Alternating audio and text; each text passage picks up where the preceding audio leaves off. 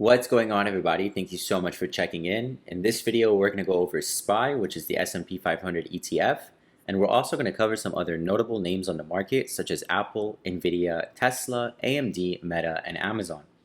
Many of these names are going to report earnings this week, and considering the fact that they're all large cap tech stocks, they're going to have a lot of influence on which direction technology sector and the entire market goes this week. And so we're going to go over what they're projected to post on those earnings and how much their stock is expected to move following those earnings. But before we do that, we have to talk about some key economical things that happened last week and some things that are happening this week that may influence markets to push back higher or force them to pull back even lower. So first things first, the most important thing that happened last week was the release of the PCE report, otherwise known as the Personal Consumption Expenditures Index. This pretty much measures inflation, and it's the Federal Reserve's preferred inflation measure, and you can see that over the last few months it has been moving in the right direction, but it's not quite yet at that 2% target that the Federal Reserve has for inflation. So as you know, inflation went all the way up to 9%, and since then, the Federal Reserve raised interest rates in order to battle inflation, and they have successfully brought it down to 2.5%, but they have not yet cut interest rates, which will be another major focus for this week. This week is scheduled the FOMC interest rate decision, which will be held on Wednesday. And while the market is not looking for an interest rate cut this month, they are looking for some kind of reinforcement that there will be at least one interest rate cut before the end of the year, and the projection is that that will be in the September meeting. And so the market will be focused this week on Federal Chairman Powell, because he will be giving that press conference and he will be telling the market whether or not the Fed is still expecting to cut rates this year. Apart from that, last week we also saw earnings from Google and Tesla, both companies ending the week lower, even though Google actually beat expectations, but they did miss on YouTube ad revenue. And the reason why that's important is because companies like Meta and other online companies that rely on ad revenue, these companies haven't reported just yet. And so the fact that Google, which is a behemoth in its space, missed on their YouTube ad revenue, it sent a shockwave and a potential forewarning to what these other companies will be reporting, which is why we saw a lot of panic selling following those reports. Now for Tesla, the company missed on profit expectations completely. We can see that their profits fell 45%, which is lower than what the market expected. So that's not good news for the company, and it explains why the company fell so much following the report. So now you see just how influential earnings can be for the market, and this week we still have a lot more earnings to look forward to that may help turn the ship around for technology stocks. We're going to start off with Apple, which is currently trading below its 10 and 20-day moving averages on its daily chart. And the reason why that's important is because you can see that ever since its last earnings, Apple was trading above those levels, consistently using them as a support. But leading into these earnings, you can see that the market sentiment changed, and markets are a little scared that Apple may not meet expectations, hence why they're selling it off into the quarterly report. Now looking at that quarterly report, we can see that expectations are much lower than the previous quarters. You can see that this is actually its lowest expectations since second quarter of last year. Q2 is always known to be a little bit weaker for Apple because not a lot of holidays drive sales around that quarter. But the fact that their expectations are so low means that it's not enough for them to just beat this number. Markets are going to want to see them at least beat last quarter's number in order to reverse the stock higher. So if Apple comes in line around 1.35 per share, that's okay, but markets are really want to see them above 1.50 in order for the stock to have a chance to see a real bounce back. This week, Apple is expected to move about $10 following their report. This is per the option chain. So that means the stock is either going to be back around 228 by end of week, or it's likely to dip back to 207 if they do miss on earnings or they don't impress enough. The next stock on our watches is going to be Nvidia. Nvidia broke below its 50-day moving average last week. If you have been paying attention to our video, you know that our target on Nvidia has been around the 97 to 100 mark. So we do still expect Nvidia to see lower lows in the coming week before it recovers potentially after their earnings. If you are looking for specific levels on Nvidia, here are some levels to focus on. First of all, Nvidia came down to about 106 last week, so that's naturally going to be a support. However, our true support is placed at 103.30. If Nvidia does break below that support, we're expecting it to fall and fill this gap that it created from a few weeks ago and then come down to potentially see 92. To the top side, Nvidia has two resistance in its way to start off the week, 124.70 being the more pivotal resistance that could potentially put it back in a range in which buyers might buy it back towards its all-time high. Now, Nvidia does not report earnings this week. We'll be updating its earnings move in the coming weeks as we get ready for its report, so make sure you guys are checking back in.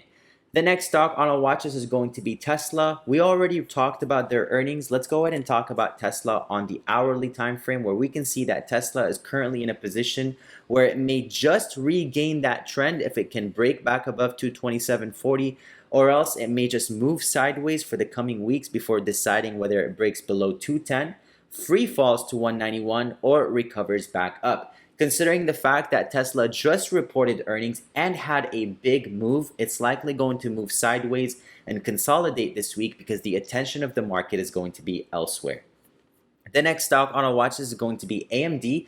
Now, AMD has been one of the stocks that we have been very bearish on. In fact, we took puts on this company last week and we exited for profits. It was a very clean break below its 100-day moving average. This is a line that AMD has not broken since it broke back above it back in October of last year. So the fact that AMD is moving below that line means AMD is generally in a bearish trend and it may continue moving lower, especially if it misses on earnings this week.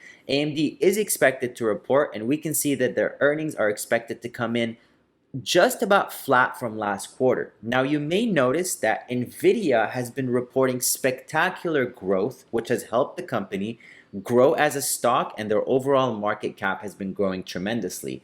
AMD was sold like Nvidia to the public. Everybody was so excited about AMD, but you can see that their growth has been muted.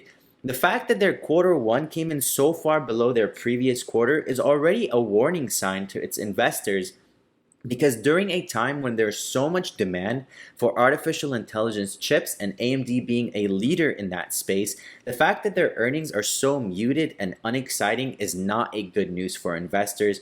So AMD may actually be driven lower following their earnings report. Let's see what the options market is expecting. So far, the options market is reading an implied volatility of about 91% on the stock. This translates to about a $13 move from the underlying stock. So by end of week, AMD is either expected to move back towards 153, or it may fall lower towards the 127 mark. Here are some levels that we're focused on, but keep in mind that earnings may blow through these levels either to the top side or the downside depending on the report. The next stock on our watch list is also reporting earnings this week. We already talked about Google's earnings, and we said that their YouTube ad revenue influenced Meta's move last week, and that's what forced them lower below the 450 mark.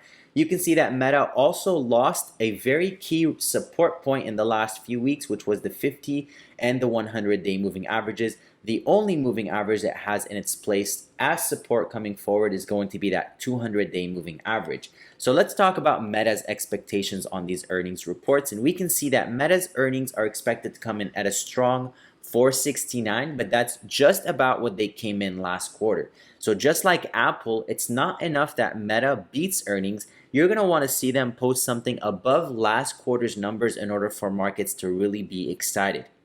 Here's what the options market is expecting on Meta. For August 2nd, Meta is currently reading about 93.5% implied volatility. This translates to about a massive $45 move from the stock. So by end of week, the options market is expecting Meta to trade back right around 100, or they're expecting it to move back towards 400, which would place it below the 200-day moving average, a place that if it breaks, it's going to follow like AMD did and continue falling below it.